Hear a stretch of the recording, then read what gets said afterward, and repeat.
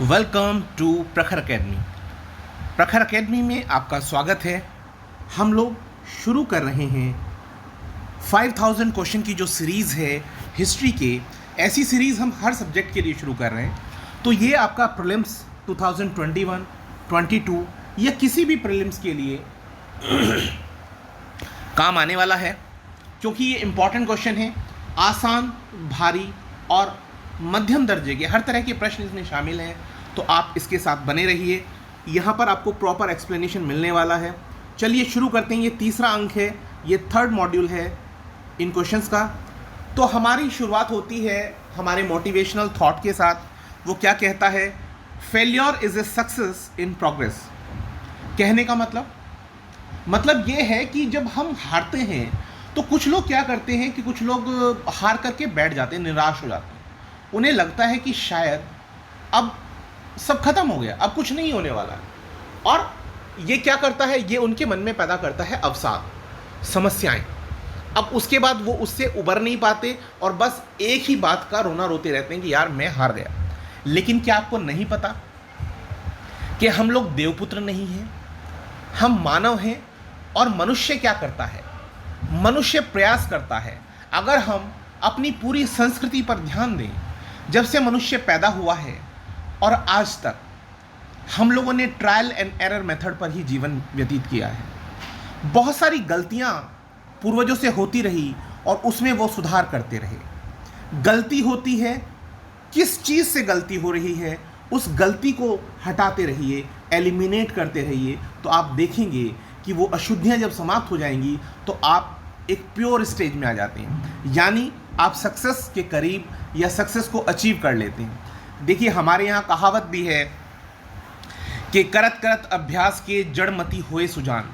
तो अभ्यास से मतलब क्या है? जैसे हम मैथ्स के क्वेश्चन ही निकाल रहे हैं, एक एग्जांपल ले लीजिए कि आप जब क्वेश्चन निकालते हैं तो निकालते वक्त क्या होता है कि एप्लीकेशंस में कहीं गलती कर देते हैं, कैलकुलेशंस में कहीं गलती कर देते हैं, जल्दबाजी में कोई गलती कर देते हैं। लेकिन जब आप देखते हैं कहाँ गलती हुई, उस गलती को समझ लेते हैं और फिर उस गलती का निराकरण कर देते हैं, तो आप देखते हैं कि आपका क्वेश्चन सही हो जाता है।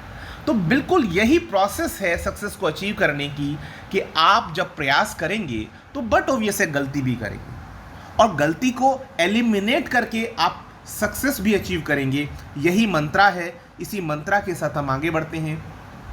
हमारा क्वेश्चन है पहला कि रंगपुर, जहाँ पर हड़प्पा की समकालीन सभ्यता है, वो कहाँ पर है?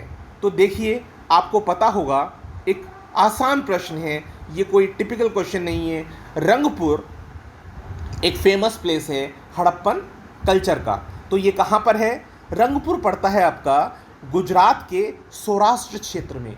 जो सौराष्ट्र एरिया है उसमें पड़ता है आपका रंगपुर। और ये इम्पॉर्टेंट क्यों है? क्योंकि यहाँ पर तीनों स्टेज पाई जाती हैं। हड़प्पन पीरियड की तीनों स्टेज हैं यहाँ पर, जैसे प्री हड़प्पन है और पोस्ट हड़प्पन है। ठीक है, प्रश्न पूछा जाता है स्पेशली कि भाई तीनों की तीनों सभ्यताएं जहाँ पाई जाती हैं वो स्थल का नाम बताएं। ऐसे करके भी प्रश्न पूछा जाता है। चलिए अगले प्रश्न की तरफ बढ़ते हैं। अगला प्रश्न है हमारा, हड़प्पा सभ्यता स्थल लोथल स्थित है। तो ये तो बहुत फेमस क्वेश्चन है, ये तो आपको पता होगा। देखिए, हड़प्पा सभ्यता में एक ही पत्तन स्थल था, यानी एक ही पोर्ट था जिसका नाम क्या था? लोथल। और वो कहाँ है? बट ऑब्वियस है कि वो बंदरगाह है। तो कहाँ होगा? ना तो वो पंजाब में होगा, ना वो सिंध में हो, ना राजस्थान में होगा। कहाँ होगा वो आपका दो तो आपने एलिमिनेट कर ही दिए, या तो गुजरात होगा या सिंध होगा। लेकिन आप जानते हैं कि लोथल कहाँ है? ये है गुजरात में। लोथल कहाँ पर है? लोथल है जो हमारा गुजरात है, गुजरात में पड़ती है एक भोगवा नदी। कहाँ पड़ती है? भोगवा नदी अहमदाबाद ज़िले में पड़ती है। वहाँ पर लोथल आपका एक क्या है? एक बंदरगाह स्थल है, जो हड़प्पा कालीन एक महत्वपूर्ण स्थल है। अगले प्रश्न की तरफ बढ़ते हैं। निम्न में से कौन सा एक हड़प्पा का बंदरगाह है? ये प्रश्न भी उसी तरह का है। तो क्या है? इसका उत्तर हो जाएगा लोथल। इसका उत्तर क्या हो जाएगा? इसका उत्तर हो जाएगा लोथल हो जाएगा। चलिए अगले प्रश्न की तरफ बढ़ते हैं। निम्न में से किस हड़प्पा कालीन स्थल से हल का टेराकोटा पाया गया है? देखिए हल का टेराकोटा, टेराकोटा को समझिए, टेराकोटा क्या होता है, हल जो है उसकी प्रतिकृति बना रखी है, एक रेप्लिका बना रखी है, किससे, मिट्टी से। तो मिट्टी से बनी हुई जो आकृतियां हैं इन्हीं को हम टेराकोटा कहते हैं। तो आपको पता होगा कि जो हरियाणा है, तो हरियाणा के फतेहाबाद में, हरियाणा के फतेहाबाद ज़िले में आपका पड़ता है बनवाली, क्या पड़ता है, या बनावली। तो बनावली जो है वहाँ से हमने क्या प्राप्त किया था, वहाँ से प्राप्त किया था हल्का टेराकोटा। 2-4 बार क्वेश्चन को आप पढ़ेंगे, आपको याद हो जाएंगे, उसके बाद टेस्ट सीरीज लगा कर देखेंगे तो आपको प्रैक्टिस हो जाएगी। अगले प्रश्न की तरफ बढ़ते हैं। अगला प्रश्न है कि कौन सा दर्शन त्रिरत्न को मानता है। तो अब इस प्रश्न का उत्तर क्या होगा, चलिए सोचते हैं। देखिए आपको पता होगा त्रिरत्न के बारे में, अगर आप जैन धर्म की बात करें तो जैन धर्म में त्रिरत्न के रूप में माना जाता है सम्यक दर्शन, सम्यक ज्ञान और सम्यक चरित्र। ठीक है, तो सम्यक दर्शन, सम्यक ज्ञान, सम्यक चरित्र, ये 3 बिंदु जो हैं वो त्रिरत्न के रूप में माने जाते हैं जैन धर्म में। लेकिन ये क्वेश्चन कंफ्यूजन से भरा हुआ है, क्योंकि ऐसे ही 3 रत्न जो हैं वो कहाँ पर हैं, वो बुद्ध धर्म में भी हैं। आपने सुना होगा बुद्धम शरणम गच्छामि, धम्मम शरणम गच्छामि, संघम शरणम गच्छामि। तो यहाँ पर 3 बिंदु आप देखते हैं, वहाँ पर क्या है, वो 3 बिंदु आपके हो गए जैन धर्म के अंदर।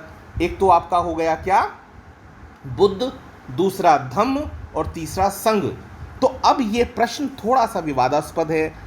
छत्तीसगढ़ लोक सेवा आयोग ने तो बल्कि इसे इवैल्यूएशन से आउट भी कर दिया था, क्योंकि एक प्रश्न में जब 2 विकल्प ऐसे हो जाते हैं जो आपको कंफ्यूज करते हैं तो उसको आउट कर दिया जाता है, या सब लोगों में, कैंडिडेट्स में जो मार्क्स होते हैं वो इक्वली डिस्ट्रीब्यूट कर दिए जाते हैं। चलिए अगले प्रश्न पर आते हैं। स्यादवाद क्या है। देखिए स्यादवाद आपने पढ़ा होगा, स्यादवाद किस धर्म से बिलोंग करता है, ये जैन धर्म से बिलोंग करता है। स्यादवाद किससे बिलोंग करता है, जैन धर्म से बिलोंग करता है। तो ये उत्तर इसका क्या हो जाएगा, ये जैन धर्म हो जाएगा। अब अगले प्रश्न की तरफ आते हैं। निम्न में से कौन सा धर्म विश्व विनाशकारी प्रलय की अवधारणा में विश्वास नहीं करता। देखिए आपके पास जो ऑप्शंस हैं वो ऑप्शंस क्या हैं, बौद्ध धर्म, जैन धर्म, हिंदू धर्म और इस्लाम धर्म। तो मैं आपको बता दूं, इस्लाम धर्म में बात की जाती है क़यामत की, हिंदू धर्म प्रलय की बात करता है। तो ये दोनों तो तत्काल प्रभाव से ही आप एलिमिनेट कर सकते हैं। अब बात आती है जैन धर्म और बौद्ध धर्म की। तो जैन धर्म को अगर आपको थोड़ा सा भी याद हो तो जैन धर्म ये कहता है कि ये जो जीवन है, ये जो सृष्टि, मतलब जो ये आपका संसार है, ये आपका शाश्वत है। कैसा है ये, शाश्वत है, नित्य है, मतलब इसका निर्माण नहीं हुआ है, ये हमेशा से रहा है और हमेशा रहेगा। तो ऐसी चीज़ जिसका निर्माण नहीं होना है, जिसकी सृष्टि नहीं होनी है, तो भैया वो इस बारे में क्यों सोचेंगे, वो इस बारे में कोई विचार क्यों करेंगे कि विश्व विनाशकारी प्रलय की अवधारणा में विश्वास करेंगे। तो वो विश्वास नहीं करेंगे, इसलिए इसका उत्तर क्या होगा, जैन धर्म हो जाएगा। अब अगला प्रश्न आता है, निम्न में से कौन सा मोक्ष के साधन में से जन्म, कर्म और भक्ति तीनों को समान महत्व देता है। अब विकल्प हमारे सामने कौन कौन से हैं, विकल्प हमारे सामने हैं अद्वैत वेदांत, विशिष्टाद्वैतवाद, भगवत गीता और मीमांसा। तो देखिए इसका बड़ा आसान सा उत्तर है। इसका उत्तर क्या है, इसका उत्तर है भगवत गीता। क्या उत्तर है इसका, इसका उत्तर है भगवत गीता। तो ये क्यों है ऐसा, मैं थोड़ा सा एक्सप्लेन कर देता हूँ। अगर आपने ये मंत्रा पढ़ा है तो आपको पता होगा कि ये तु सर्वाणि कर्माणि मयि संन्यस्य मत्परा अनन्येव योगेन माध्यायन्ते उपासने तेषामह समृद्धर्ता मृत्यु संसार सागरात भवामी नाशिरात पार्थ मय्यावेशी चेत शाम। तो ये आपका जो है थोड़ा सा मैंने प्रोनाउंसिएशन में हो सकता है गलती की हो।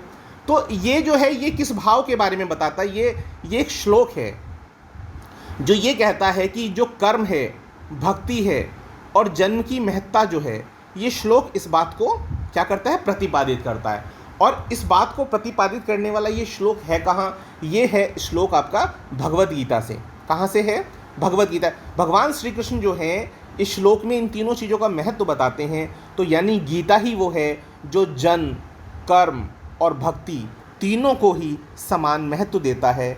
तो इसका उत्तर क्या हो जाता है आपका, भगवत गीता हो जाता है।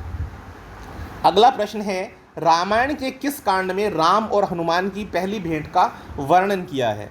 तो आपको पता होगा कि भगवान श्री राम की जो पत्नी है उनका हरण करने वाले कौन थे, वो रावण थे। तो रावण जब उनका हरण कर लेते हैं तो राम लक्ष्मण जी के साथ विलाप करते हुए वन वन घूम रहे थे। तो उसी दौरान क्या है कि वो आपके किष्किंधा पर्वत के आसपास पहुंचते हैं। तो जहां पर हनुमान जी उनकी परीक्षा लेते हैं और हनुमान जी से उनकी भेंट होती है। कहाँ, किष्किंधा पर्वत पर। तो उस किष्किंधा पर्वत पर उनकी भेंट होती है। तो इसका उत्तर क्या हो जाएगा, इसका उत्तर हो जाएगा किष्किंधा पर्वत। देखिए मिथ से भी क्वेश्चन आते हैं और हमारा जो कल्चर है वो तो फॉलो होगा ही। अब अगला प्रश्न आता है कि कालिका पुराण जो है वो किससे संबंधित है। तो कालिका पुराण जैसे नाम से ही पता लग रहा होगा आपको, कालिका जो है वो माँ काली के विषय में है। तो इसमें है क्या, इसमें ये है आपका कि ये आपका शाक्त धर्म हुआ, क्योंकि शक्ति है, काली माँ क्या है, शक्ति का अवतार है।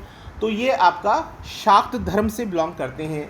आपको अगर पता हो तो मूल रूप से 3 आपकी शाखाएं थी सनातन धर्म में। जैसे पहली जो शाखा थी वो आपकी कौन सी थी, वो आपकी एक वैष्णव, दूसरी शैव, तीसरी आपकी क्या थी, शाक्त। ये मुख्य रूप से थी। और भी हैं आपकी, जैसे पाशुपत हो गई, और ठीक है और भी चीज़ें हैं, लेकिन अभी के लिए मोटे तौर पर मैंने जो बताया आपको, तो शाक्त धर्म से ये बिलोंग करती है कालिका पुराण।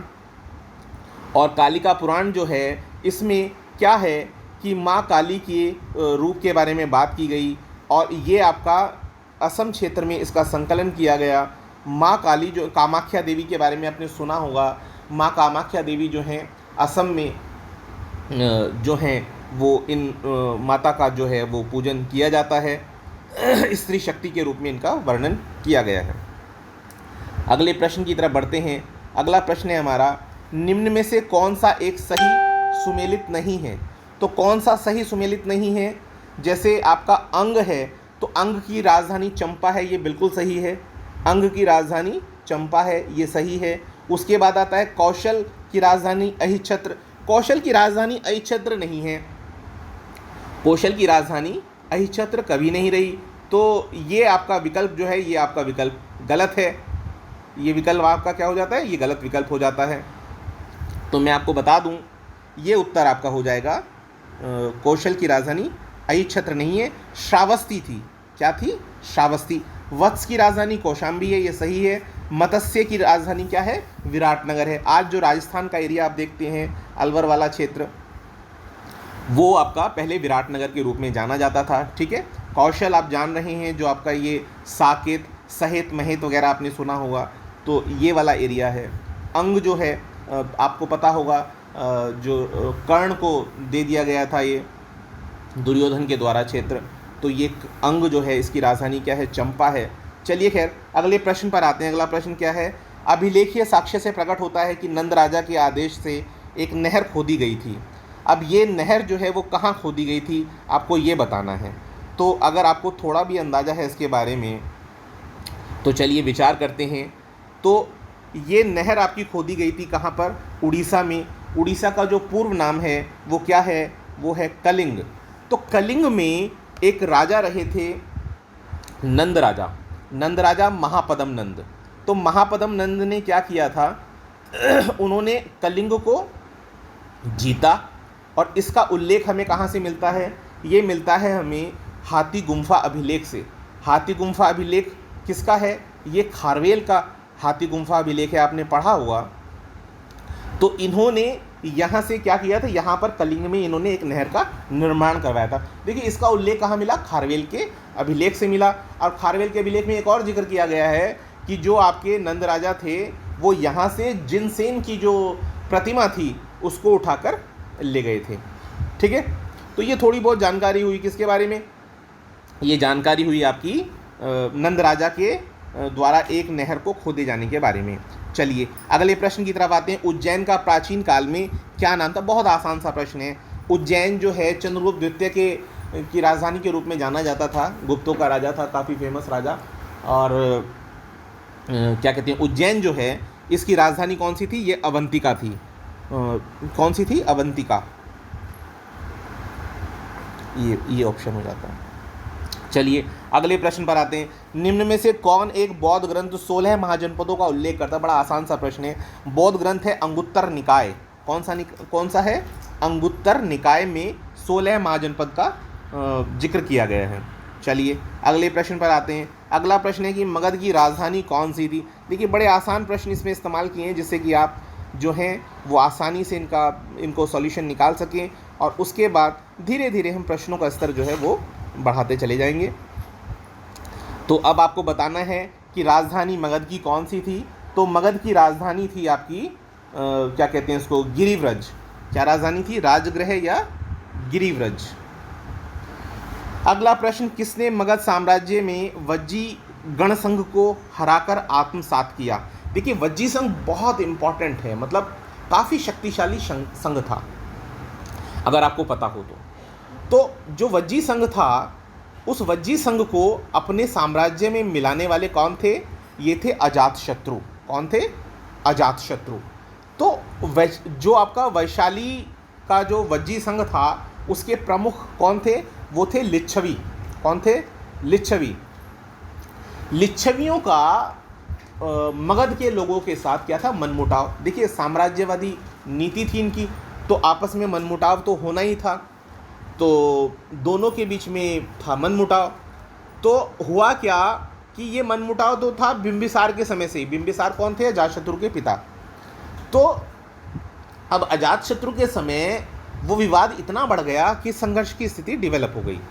तो हमें इसके बारे में जानकारी मिलती है निर्यावली सूत्र से। तो उस निर्यावली सूत्र में बताया गया है कि जो लिच्छवियों का प्रधान था जिसका नाम क्या था? चेटक। चेटक के बारे में आपने सुना होगा। तो चेटक ने क्या किया? 9 लिच्छवी राज्यों को और 9 मल्ल राज्यों को मिलाकर के 18 राज्यों से एक निर्माण किया, एक विशाल गणराज्य का निर्माण किया। ठीक है, और ये निर्माण करके मोर्चा तैयार कर दिया किसके खिलाफ? ये कर दिया अजातशत्रु के खिलाफ। तो अब समस्या क्या आई? अब समस्या क्या आई? अजातशत्रु एक बड़ा योद्धा भी था, साम्राज्यवादी नेता भी था, और लेकिन जब वो अकेला पड़ गया तो उसने क्या किया? उसने अपने मंत्री का सहारा लिया। मंत्री के बारे में सुना होगा आपने, वत्सकार उसका मंत्री था। उसको उसने कहाँ भेजा? उसने वज्जी संघ में भेज दिया। वज्जी संघ में जाकर के उसने क्या किया?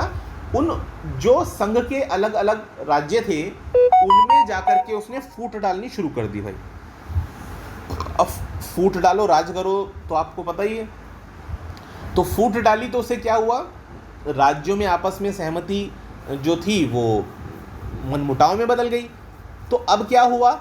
जब संघ हो गया कमजोर तब अजातशत्रु ने कर दिया हमला, और अजातशत्रु ने हमला करके क्या किया कि उस राज्य को जीत लिया और जीत कर अपने साम्राज्य में मिला लिया।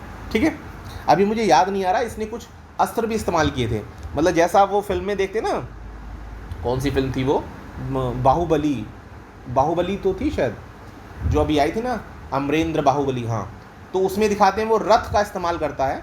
एक इस तरह का उसने हथियार इस्तेमाल किया था। और एक और चीज़ थी जो मैं भूल रहा हूँ, काफ़ी दिन हो गया केसी श्रीवास्तव पढ़े हुए। चलिए अभी आगे बढ़ते हैं। अगला प्रश्न है, राजकुमार जो अपने पिता की मृत्यु के लिए जिम्मेदार था वो कौन था? हाँ, ये इंपॉर्टेंट क्वेश्चन है। मैं आपको बता दूं कि इसमें क्या हुआ था कि इस साम्राज्य में, हर्यक वंश है ये, इस साम्राज्य के अंदर पिता ने पुत्र की और उस पुत्र की फिर उसके पुत्र ने हत्या की। मतलब ये आपकी 3 पीढ़ियां हैं। राजा बिंबिसार की हत्या किसने की? उसके पुत्र अजातशत्रु ने, गद्दी को प्राप्त करने के लिए। और फिर अजातशत्रु की हत्या की थी उदयन ने। ठीक है, तो ये आप जान लीजिए कि इसमें उत्तर क्या आएगा। इसमें उत्तर आना चाहिए अजातशत्रु, लेकिन उन्होंने उदयन दिया है, उदयन नहीं दिया है। ठीक है, तो ये उत्तर क्या हो जाएगा? अजातशत्रु हो जाएगा। अब अगला प्रश्न आता है कि प्राचीन श्रावस्ती नगर जो है उसका नगर विन्यास कैसा है। देखिए अगर आपने क्रिसेंट देखा हो, यानी वो होता है ना जैसे चंद्रमा निकलता है एक पतली कटार की तरह, तो जो पतली कटार की तरह निकलता है यानी अर्धचंद्राकार रूप में जो निकलता है, तो उसी को हम लोग क्या कहते हैं, वो विन्यास ही आपका है श्रावस्ती का। तो प्राचीन नगर जो श्रावस्ती था वो अर्धचंद्राकार था। कैसा था? वो था अर्धचंद्राकार। तो आप लगा देंगे इस उत्तर को, ये अर्धचंद्राकार हो गया। अब अगले प्रश्न की तरफ बढ़ते हैं। अगला प्रश्न है, निम्न में से किन स्थानों से मध्य पाषाण काल में पशुपालन के प्रमाण मिलते हैं। ये बहुत प्यारा सा क्वेश्चन है, आता भी है काफ़ी बार, तो ये बहुत आसान भी है। मैं आपको बता दूं कि मध्य पाषाण काल में जब हम पशुपालन की बात करते हैं तो मध्य प्रदेश का तो है आदमगढ़, मध्य प्रदेश का आदमगढ़ है, और राजस्थान का है भीलवाड़ा।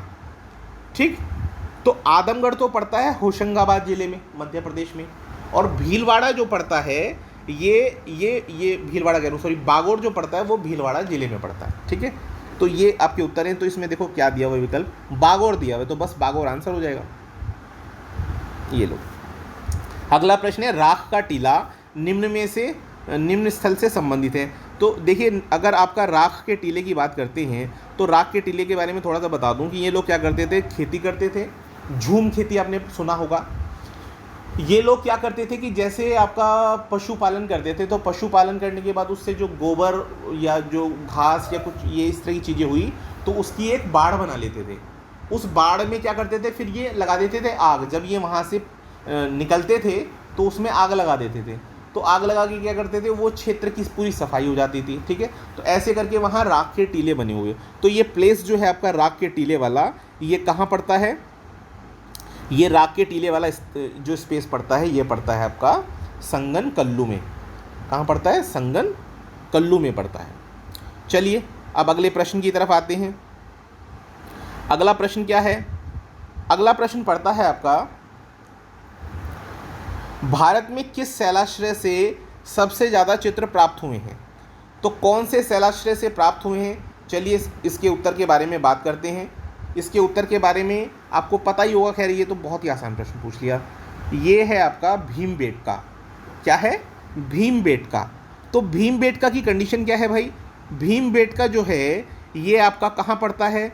ये पड़ता है आपका मध्य प्रदेश के रायसेन ज़िले में। कहाँ पड़ता है? मध्य प्रदेश के रायसेन ज़िले में ये पड़ता है भीमबेटका। अब्दुल्लागंज रायसेन भी कहीं कहीं इसका विकल्प दिया होगा आपको। ठीक है, तो वहाँ से हमें क्या हुआ, हमें 500 शैलाश्रय मिले थे, जिसमें बहुत सारी चित्रकारी देखने को मिली। क्या देखने को मिली? बहुत सारी चित्रकारी देखने को मिली है। ठीक है, तो ये इसका उत्तर हो जाता है। अगला प्रश्न आता है कि निम्न में से किस स्थान पर मानव के साथ कुत्ते को भी दफनाए जाने का जिक्र मिलता है। बड़ा आसान सा प्रश्न है। देखिए ये आपका कश्मीर में पड़ता है। कश्मीर में एक प्लेस है जिसका नाम क्या है? इसका नाम है बुर्जहोम। क्या नाम है? बुर्जहोम। वहाँ पर मनुष्य के साथ कुत्ते को भी दफनाए जाने के वो क्या कहते हैं उसको, साक्ष्य प्राप्त होते हैं। चलिए अगले प्रश्न की तरफ आते हैं। गर्त आवास के यानी पिट हाउसेस के साक्ष्य प्राप्त होते हैं। ये भी वही प्रश्न है, बहुत आसान प्रश्न है। इसका उत्तर भी क्या है? बुर्जहोम है। ठीक है, अगला है भारतीय पुरातत्व सर्वेक्षण निम्नलिखित विभागों में से किसका संलग्न कार्यालय है। आपको ये बताता है क्या वो संस्कृति मंत्रालय में आता है, कार्यालय में आता है, या पर्यटन में आता है, विज्ञान में आता है, विज्ञान और प्रौद्योगिकी में, या मानव संसाधन विकास में आता है। तो देखिए अगर आपने थोड़ा बहुत भी पढ़ा होगा तो आपको पता होना चाहिए कि ये किस में आता है। ये आपका आता है संस्कृति मंत्रालय के अंदर, सॉरी संस्कृति कार्यालय के अंदर। ठीक है, तो जो आपका आर्कियोलॉजिकल सर्वे ऑफ इंडिया है वो संस्कृति मंत्रालय के अधीन ही एक डिपार्टमेंट होता है। तो ये इसका उत्तर हो जाएगा। चलिए अगले प्रश्न की तरफ बढ़ते हैं। अगला प्रश्न है कि भारतीय पुरातत्व का जनक किसे माना जाता है। देखिए भारतीय पुरातत्व का जो जनक माना जाता है वो अलेक्जेंडर कनिंघम को माना जाता है। किसको माना जाता है? अलेक्जेंडर कनिंघम को माना जाता है। अलेक्जेंडर कनिंघम का जो टाइम पीरियड था वो था 1814 से लेके 1893 के आसपास। ये क्या थे? एक ब्रिटेन के मिलिट्री मतलब एक सैनिक अधिकारी थे, ठीक है। और ये सैनिक अधिकारी जो थे, इन्होंने बंगाल इंजीनियर्स के अंतर्गत काम किया था, ठीक है। और इन्हीं को हम लोग क्या मानते हैं, इनको हम मानते हैं कि हमारी जो इंडियन आर्कियोलॉजी है उसके पिता मानते हैं, ठीक है, या उसके जनक मानते हैं, जैसे भी आपको ठीक लगे, जैसे उत्तर पूछा हो उसके जनक के रूप में माना जाता है। तो ये क्या उत्तर हो जाएगा, अलेक्जेंडर कनिंघम। चलिए अगले प्रश्न की तरफ बढ़ते हैं। सिंधु सभ्यता संबंधित है।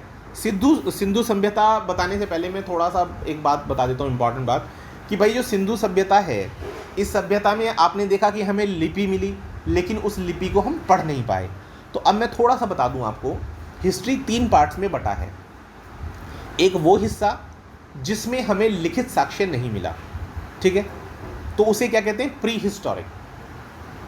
क्या बोलते हैं, प्री हिस्टोरिक, प्रागैतिहासिक काल हिंदी में, ठीक है। एक वो हिस्सा जिसमें हमें लिखित साक्ष्य मिले हैं लेकिन उन्हें हम पढ़ नहीं पाए, तो उन्हें क्या कहते हैं, आद्य ऐतिहासिक काल या प्रोटो हिस्टोरिक, ठीक है।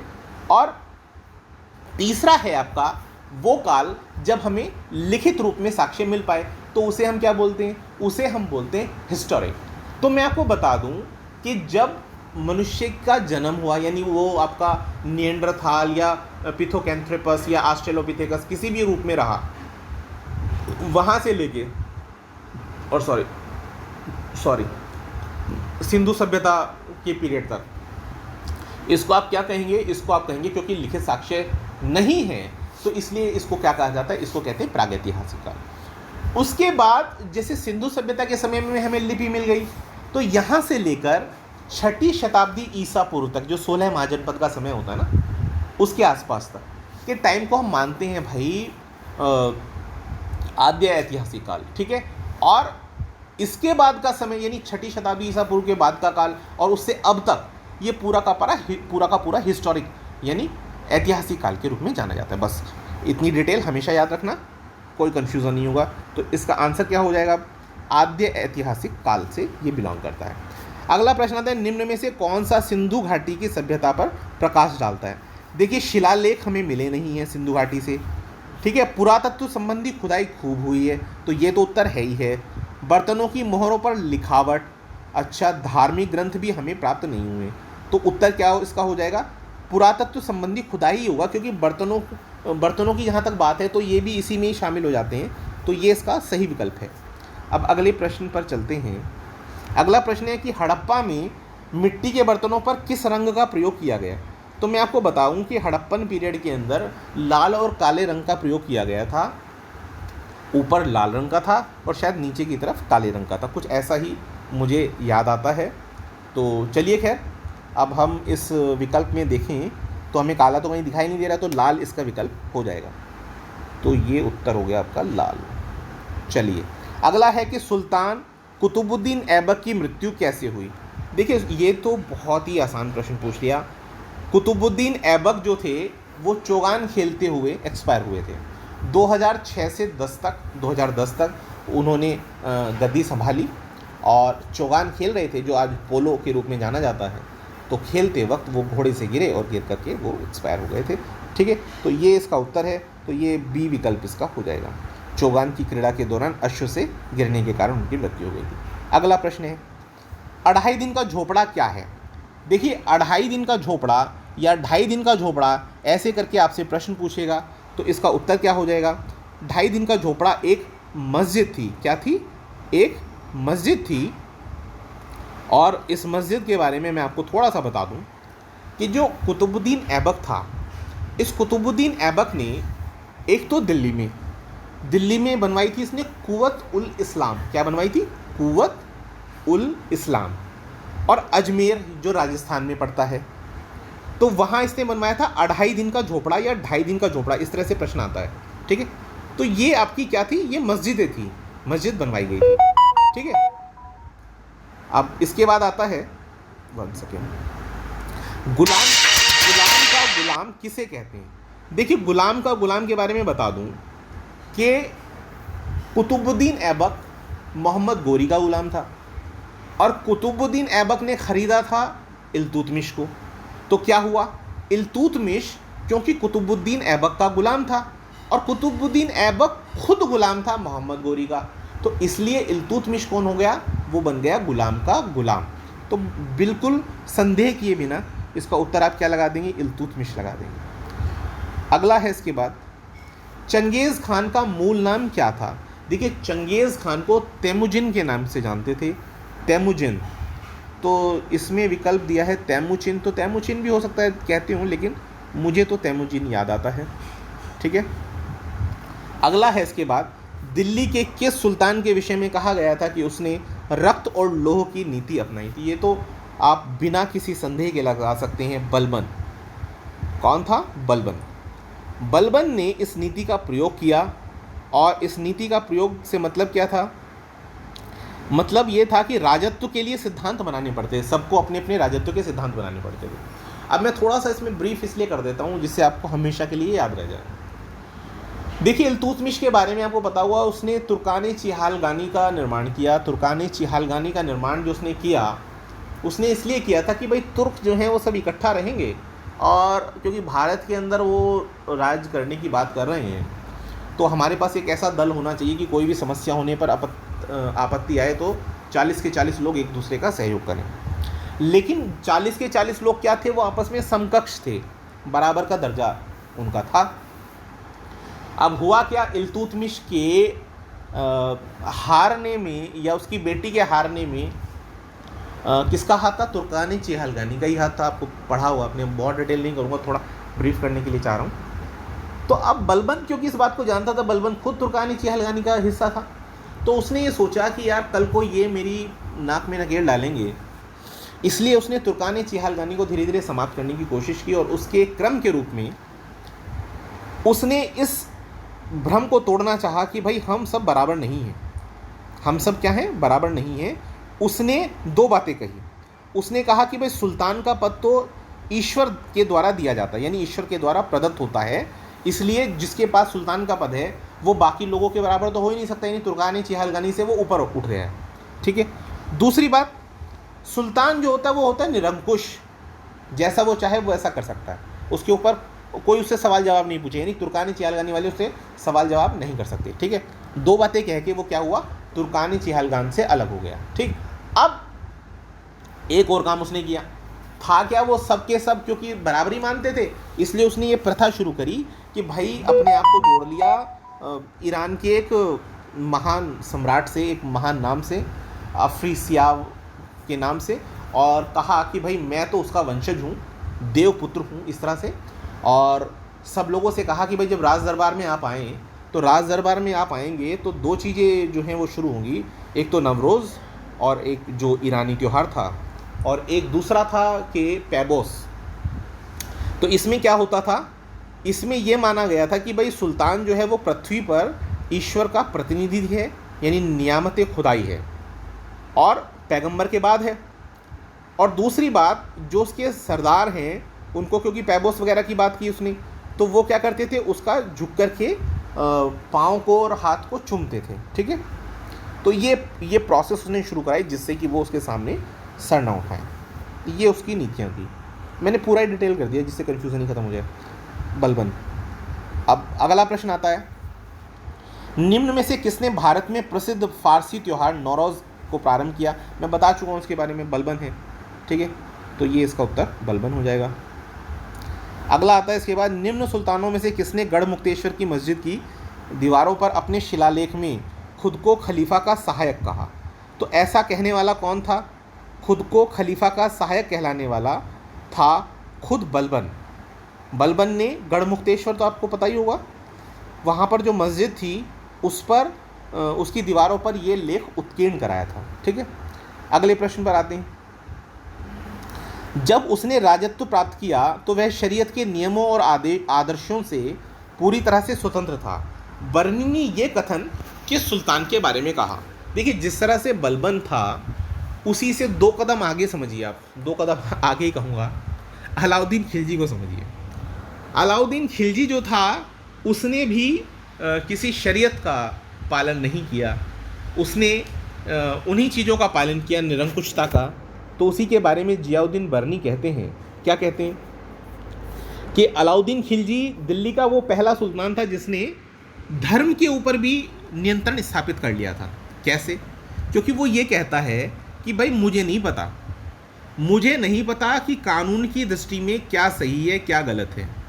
मैं तो जो मेरे मन में विचार आता है, मेरे सामने कोई समस्या आई, मैंने उसके लिए विचार किया कि भाई ये सटीक होगा या क्या मेरे राज्य के लिए सही होगा, वो निर्णय कर लेता हूँ और मैं उसको मानता हूँ, मुझे किसी धर्म से मतलब नहीं। ठीक है, तो ये कंडीशन किसकी थी? ये अलाउद्दीन खिलजी की थी।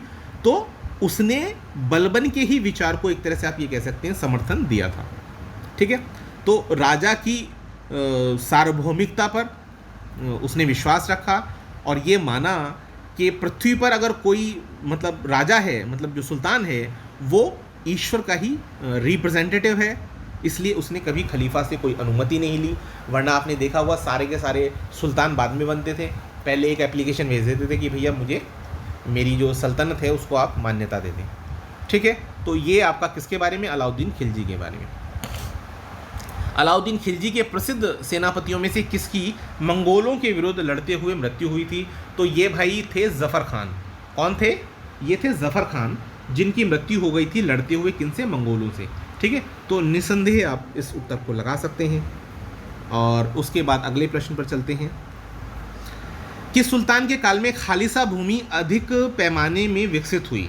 तो मैं आपको बता दूं, क्योंकि ये शरीयत मानते नहीं थे, ये कोई ऐसा नियम नहीं मानते थे, ये मानते थे राज्य को सुदृढ़ करने में विश्वास करते थे, साम्राज्यवादी नीति का पालन करते थे। तो बट ओबियसली इन्हें सेना की ज़रूरत थी, सेना को खाना खिलाने के लिए पैसे की ज़रूरत थी। तो इन्होंने दो चीज़ों के लिए इम्पॉर्टेंट है इनका, एक तो इन्होंने जो राजत्व का सिद्धांत है वो बलबन की तरह से इस्तेमाल किया, और दूसरी बात क्या थी?